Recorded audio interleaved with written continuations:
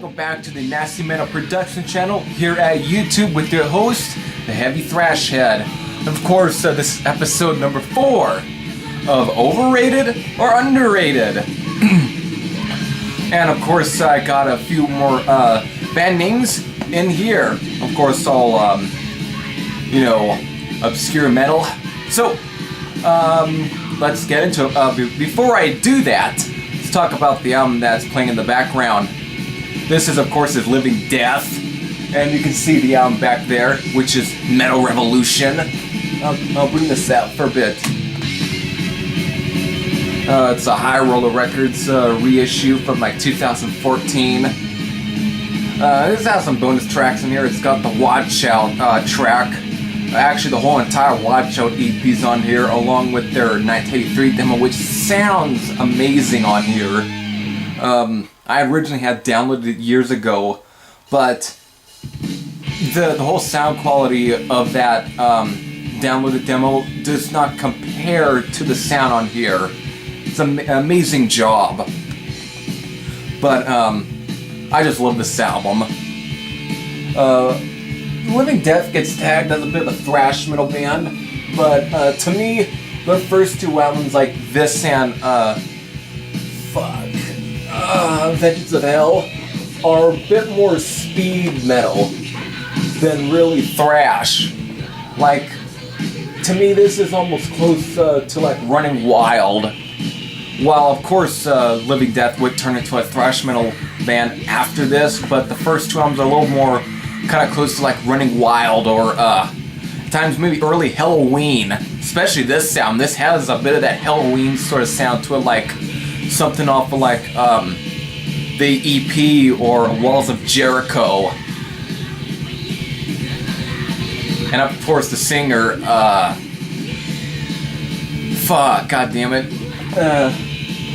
Thorsten Bergman, him. Some think he's got a bit of a crappy singing, and of course he's not the best singer, but man, he's got a lot of attitude. And on here, I think he really perfected it. So let's get into it.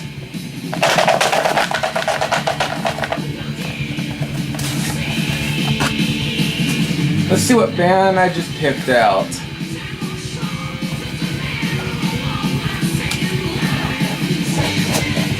Alright, let's see. This is, of course, band number 1. Okay, here's a classic band, actually, when it comes to obscure metal. I talked about Gotham City now, and Axe Switch. Here is Heavy Load.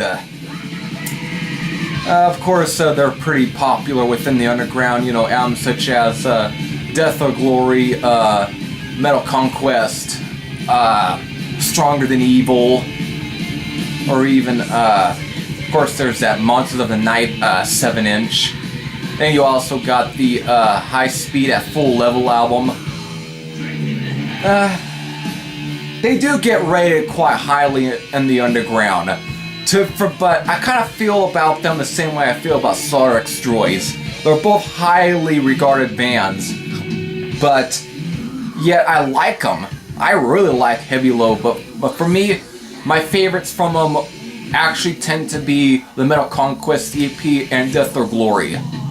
For me, High Speed at Full Level, it's a pretty good album. It's definitely more of a progressive, heavy rock album, but for 1978, that's still pretty heavy for 1978. Definitely can hang up there with even like Judas Priest in terms of heaviness. But of course you got Stronger Than Evil, which is a fine album. I need to spend more time with it, but for me, my favorite tends to be the Metal Conquest EP and Death or Glory. But do I find them underrated or overrated? Again, they're somewhere within there. If I say overrated, it's not in a bad way, because of that does mean, again, overrated always gets used in a bad way. But in this case, they do get rated highly, but I think it's for some of the best reasons. That's all I'll say on that. So let's go back in.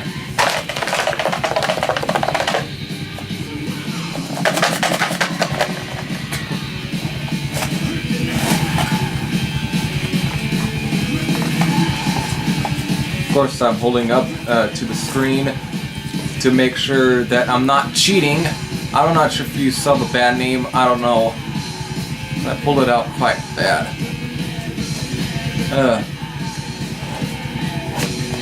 So, let's see. Oh! Okay, here's a new wave of British heavy metal band. This is Demon Pact. Of course I got something by Demon Pact. You know what? Let me go and grab it.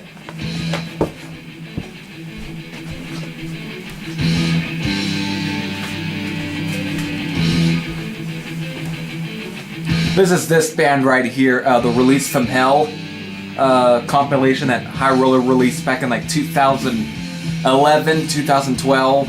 This pretty much has the whole entire Eaten Alive 7-inch, but it has a lot of other tracks on here, like the title track, Demon Pact, Ain't No Woman Made a Fool Out of Me, Physical Feedback, Escape, Cry Witchcraft. This actually is a, you know what, I'm gonna say it, this band's underrated. Some might highly rate this band. When it comes to the new wave of British heavy metal, for me, this is the shit that I go to. This has definitely got a bit of that sort of Motorhead, kind of AC/DC-ish in a bit, like think of the more raunchier AC/DC tracks like Bon Scott era, but mixed with like Motorhead, Venom, Tank.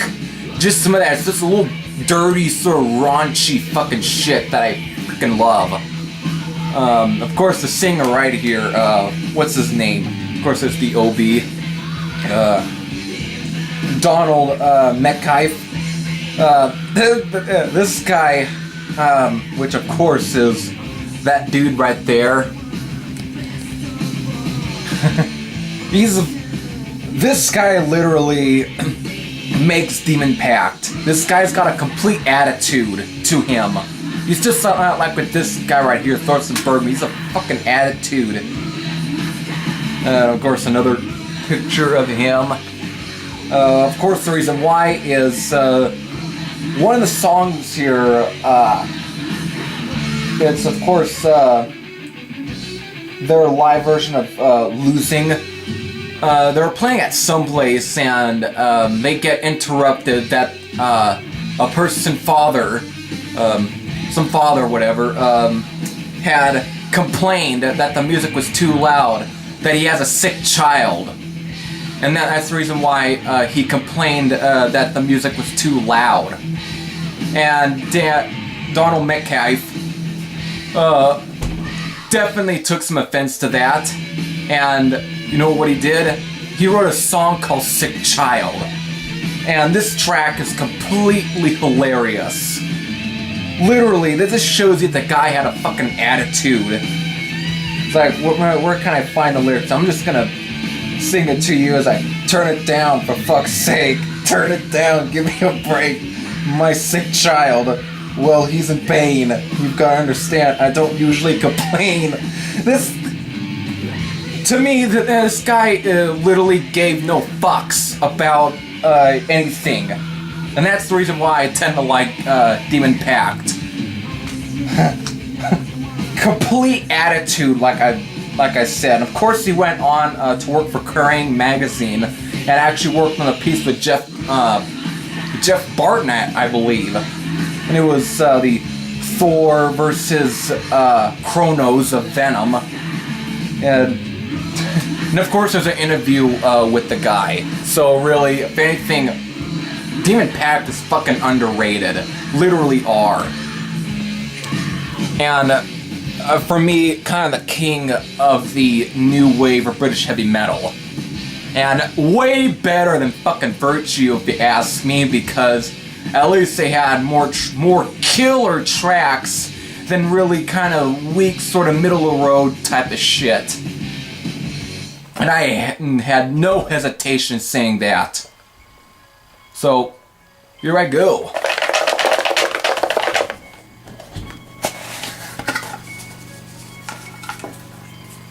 I picked another one, and this will be the last.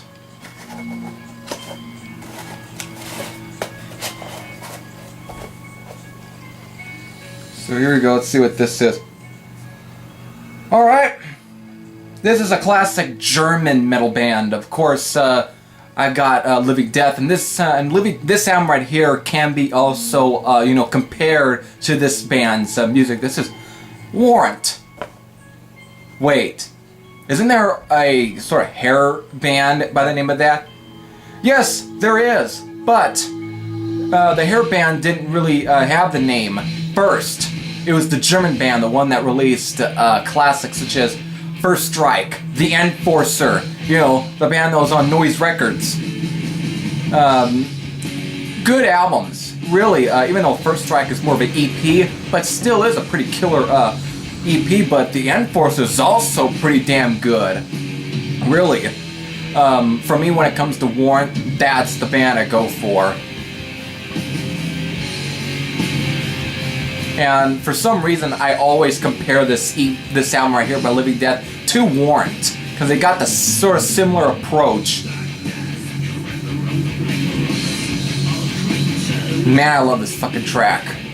But, of course, Warrant did come back, the German band, like I'm saying, and released an album in 2014 titled Metal Bridge. I really don't know what to even say about that. Really, I would just say just stick with The Enforcer and First Strike, because Metal Bridge is a poor excuse for a Warrant release. Nah, it's a fucking boring album. That is a fucking boring album, and I really do not want to even revisit that release. Same thing with like fucking Megadeth Super Collider, or that, or even Def Leppard's last album, or any like fucking like song from the Sparkle Lounge. It's up there as one of those albums I just don't want to fucking revisit. So, overrated or underrated? Well, they definitely did get overrated due to thinking that making a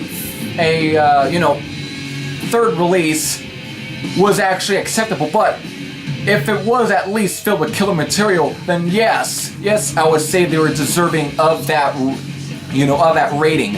But no, yeah.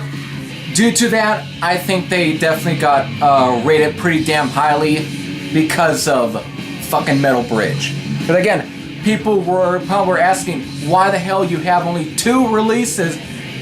You should have been able to go on and make a few more because of your fucking writing and your talent. Well, obviously, they waited until years later when the fucking whole musical climax was changing. Fucking new metal, fucking metalcore, and all this shit was coming in. Fucking modern day prog, and completely other crap that literally kind of makes the whole music kind of boring. They went and fucking, I think, took notes to that, which they really shouldn't have took notes to that, because of people who definitely were expecting that classic, in your face type of, style. They didn't get that. They only got something else that would even fit, like freaking Avenged Sevenfold. I know Renee's a fan of Avenged Sevenfold, but for me, I just can't get into that band. And for me, Warrant even taking on that sound is, no, I'm sorry. I pretty much fall off that train and I just stick with the other 2 releases that they had. Even the tracks like Flame of the Show, or those 2 tracks that were used as bonus track, those are actually pretty good songs as well. And if they had made that album in close, kind of close to those 2 tracks, would have been at least pretty good, because at least it probably would have more of a power metal sound to it, but at least would have been good power metal. But they just really kind of sucked at making them. I'll just even throw them to like fucking Cloven Hoof, because Cloven Hoof also, I think, are making some boring shit these days.